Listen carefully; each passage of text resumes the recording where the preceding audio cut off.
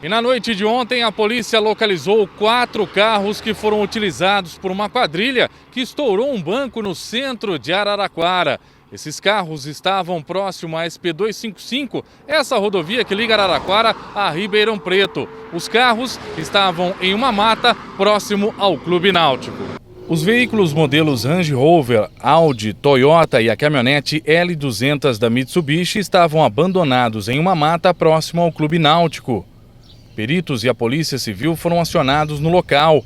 A princípio, os bandidos tiveram o cuidado de limpar o interior dos carros com uma substância química para evitar deixar pistas. Um dos bandidos chegou a disparar o conteúdo de um extintor de incêndio no interior de um dos carros.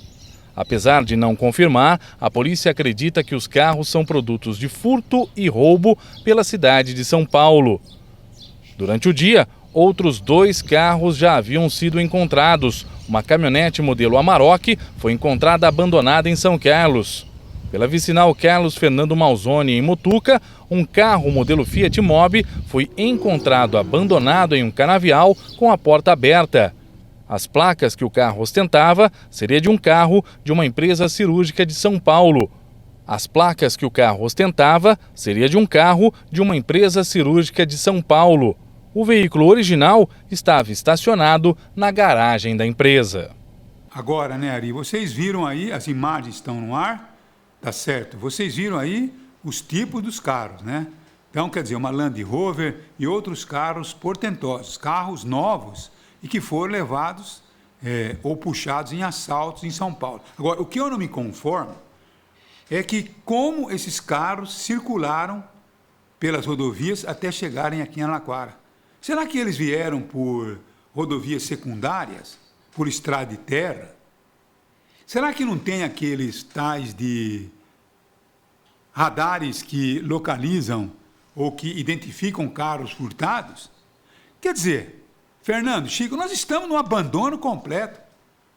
Nós somos uma população completamente vulnerável, abandonada à nossa própria sorte. Um verdadeiro comboio de carros com bandidos transitaram pelas nossas rodovias, chegaram em Araraquara, fizeram o que tiveram que fazer, levaram 5 milhões de reais, abandonaram os carros, com tempo de desinfectar todo o carro para não deixar sequer impressões digitais, e foram todos embora. Depois de fazer aquela bruta palhaçada aqui em Araraquara.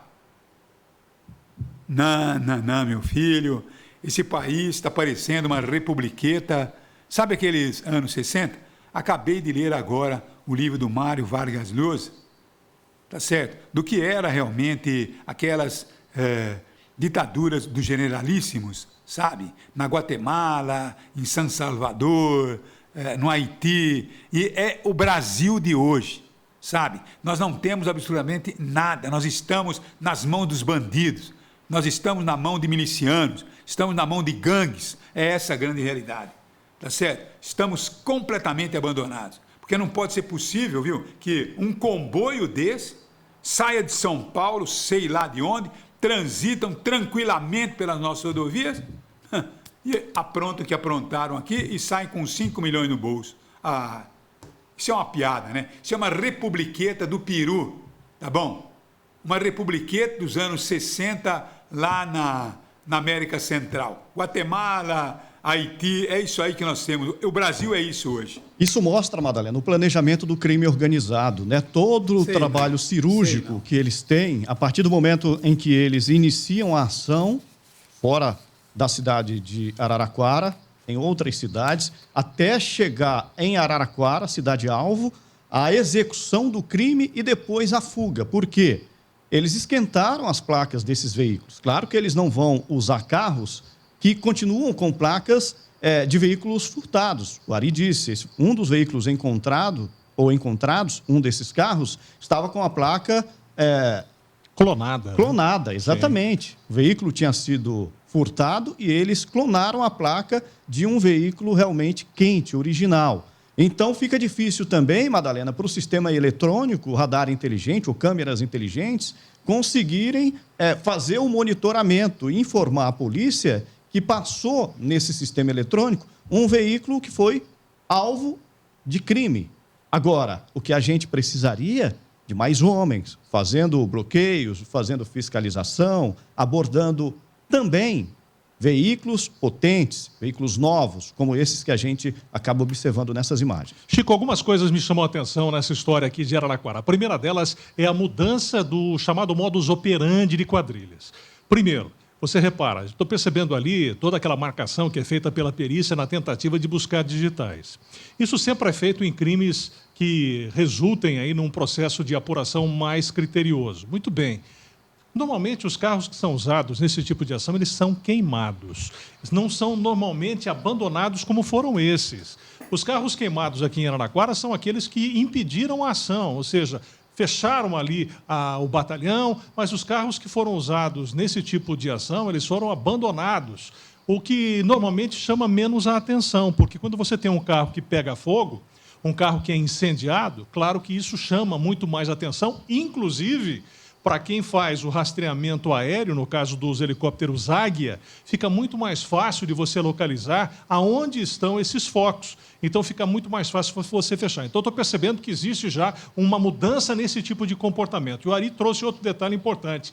O pessoal percebeu que existe um cuidado com relação a dificultar o trabalho da perícia, ou seja, você colocar um elemento através das suas impressões digitais dentro daquele veículo, o que vai ligá-lo diretamente à ação que aconteceu aqui em Araraquara. Então, já existe esse tipo de coisa. Então, é claro que isso nunca é perfeito, porque muitas vezes você não tem impressão digital, mas você tem fio de cabelo, você tem alguma coisa que possa, num trabalho mais minucioso de perícia, fazer esse tipo de relação. Mas é alguma coisa interessante e que chama a atenção. Agora, e muita gente perguntando, né? Porque levaram dinheiro, né, Ari, e levaram joias também, né? Você sabe que as joias, além do seu valor, logicamente, real, tem também o valor estimativo, alguma coisa sobre quanto vale uma joia agora. Porque a Caixa Econômica vai ter que indenizar os proprietários dessas joias. Vai ter que indenizar. Quer dizer, esses 5 milhões vão se transformar em 10 milhões. E assim eles vão dando vazão, né, a toda a situação para lavagenzinha de dinheiro. Mas o banco não tem prejuízo, Madal. O banco tem seguro. Então o banco especificamente não tem prejuízo. Nós pagamos seguro para eles. Sim. Eles pagam ele? Tudo isso é tirado do cliente do banco. Bolso. Se não me engano, a Caixa também tem todo aquele sistema de penhores, né? Ou seja, joias que são penhoradas, que ficam ali como garantia. Mas a gente percebe que vai ser um trabalho bastante grande. Eu estou aqui, Madalena, bastante curioso para saber de que maneira a resposta vem, porque a gente tem aí essa situação, ela aconteceu, a resposta infelizmente foi ineficaz, não conseguiu fazer frente. O único saldo positivo de toda essa história é que não tivemos nenhum ferido, nem de um lado nem de outro, não morreu ninguém nessa história, mas o prejuízo ele existiu. Quanto tempo vai demorar para que a gente possa ter aí resposta a respeito de quem são essas pessoas? Pegando o caso de Botucatu, que a gente comentou aqui ontem, demorou mais de 2 meses, até um pouco mais, para que pessoas fossem presas e ligadas a esse evento. Agora, não podemos responsabilizar o policial de jeito nenhum. Foi o que dissemos ontem. A polícia fez, aqueles que estavam de folga, foram, sujeito é de bermuda, flagramos ali. Agora, é judiação o que nós vimos ontem, né? Os policiais com... aquela fila de policiais, parecia que estavam todos com o rabo no meio das pernas, sabendo que iriam enfrentar ali uma guerra injusta, tá certo? Eles estavam com armas mijadoras do pé, sabe? Enquanto os caras estavam com bazuca, com metralhadoras, com situações que dava até medo. Essa fila não diria que parece com o rabo entre as pernas. Essa é uma ação tática. Essa é uma ação tática da polícia, Madalena. Agora a gente até percebe uma arma, a gente até percebe que tem policiais com armas longas ali, metralhadora com fuzil, mas não se aproxima do armamento de alto calibre dos criminosos. Mas que é uma ação tática, esse trabalho enfileirado esse é o melhor equipamento da polícia. Exatamente, é um trabalho tático. É o melhor, mas é claro que não faz frente a essa desigualdade que existe. Não foi essa imagem, não foi uma outra imagem que eu vi ontem, não sei, canal de televisão aí, pessoas, eles de costas, né? Então, quer dizer, todos eles com um temor, porque sabia que pela frente tinha aí elementos... olha, os elementos, para que você possa ter uma ideia, os caras que têm a coragem e os preparativos para se posicionar na frente de um batalhão de polícia, tá certo ou não? Meter bala, metralhar o batalhão de polícia e tacar fogo em veículos para dificultar a saída de qualquer viatura do batalhão, elementos que fecham uma rodovia com caminhões incendiados. Você quer o quê, rapaz? Você quer o quê? Os caras já vêm com a certeza absoluta de que estão ganhando de 10-0. É o Barcelona, nos bons tempos, tá certo ou não? Jogando com o Santana aqui de Araraquara. Jogando com Estrela. E rapidamente, Madá, tem mais um detalhe, viu? A segurança pública do Estado de São Paulo precisa melhorar o seu trabalho de inteligência, porque o crime organizado, é claro que ele tem planejamento, mas não há crime perfeito. E a Secretaria de Segurança Pública de São Paulo precisa estar atenta, por quê? Porque desde o começo deste ano, principalmente a partir de agosto, a Polícia Federal vem fazendo um trabalho, a gente tem acompanhado inclusive aqui no programa, de descapitalizar o PCC. Inclusive, em agosto, pelo menos 252 milhões foram bloqueados judicialmente pela Polícia Federal, dinheiro apreendido, imóveis, iates, enfim, do crime organizado. E claro que se aproximando do final de ano, o PCC, o primeiro comando da capital, vai tentar melhorar o seu caixa, porque a Polícia Federal vem trabalhando exatamente para desmobilizar capitalmente, falando do lado financeiro, desmobilizar pelo meio do capital o crime organizado. Então, a Secretaria de Segurança Pública precisa ter um trabalho de inteligência para bloquear, barrar essas ações antes que elas sejam executadas. E eu vejo aqui, né? Eu estou vendo aqui o comentário de um deputado, vagabundo, sabe, ordinário. Ao invés de estar preocupado com situações, então fica politizando uma história. Esse tal de Douglas Garcia, que está sendo processado, né? Respondendo um processo aí por fake news. Noite de terror em Araraquara. Uma quadrilha tentou invadir uma joalheria, uma agência bancária, incendiaram ruas. Isso 3 dias depois da fuga de 2 detentos da penitenciária, uma semana depois da eleição do prefeito petista Dinho Silva. Seria este o tal do diálogo cabuloso? O seu ordinário, o senhor devia estar preocupado com a situação do Estado, tá certo? E o senhor fica aí fazendo política rasteira, tá certo? Seu desocupado, é isso que o senhor devia começar a pensar. Seu produtor de fake news, tá certo? Ganhando 300 mil reais por mês. É isso que o senhor devia fazer, seu vagabundo. É isso que o senhor devia fazer, tá certo? E não ficar aí fazendo política rasteira e imbecilidades, perdendo tempo com essas coisas. O que o senhor fez até agora para reduzir essa situação como deputado? Metendo a mão em 300 mil reais por mês, mantendo aí não sei quantos assessores, bando de vagabundos. O que vocês estão fazendo? É só isso que essa gente faz mais nada. Fazendo aí politiquinha rasteira e boa. O que leva a isso aqui? Ao invés do senhor estar aí realmente cobrando estrutura para a Polícia Militar, tá certo ou não? Ao invés de começar a gritar para reduzir os gastos abusivos que vocês têm. Então fica aí com essas coisinhas idiotas aqui, querendo, logicamente, politizar situações no momento completamente errado e politizar com besteira, né? Politizar com besteira. Então, o seu ordinário, o seu vagabundo, vai trabalhar, cidadão. Reduz o número de secretário que você tem, reduz o custo que você tem e melhora o custo dos policiais. É isso que você devia fazer, seu desocupado.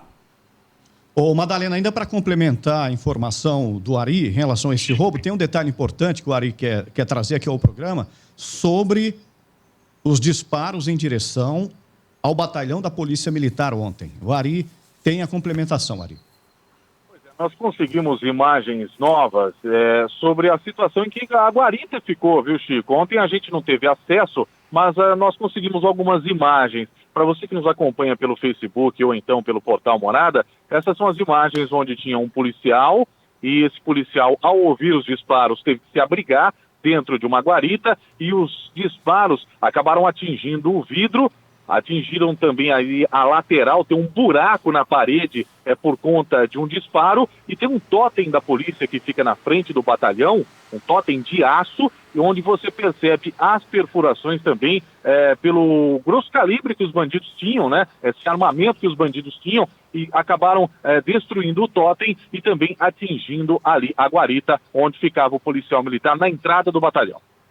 Então, uma ação planejada para tentar exatamente impedir que os policiais que estavam no setor administrativo, eles saíssem para o confronto, né? Então, além disso, Chico, sim. além disso, eles estouraram um transformador para tentar tirar a energia do batalhão e cortaram o telefone de 2 postes ali. Ou seja, para o pessoal que estava dentro do batalhão ficar incomunicável. Essa ação é que os bandidos tiveram no momento ali de colocar o fogo também nesses veículos para impedir as viaturas de saírem do batalhão da Polícia Militar ontem pela manhã. Deixa eu fazer uma pergunta.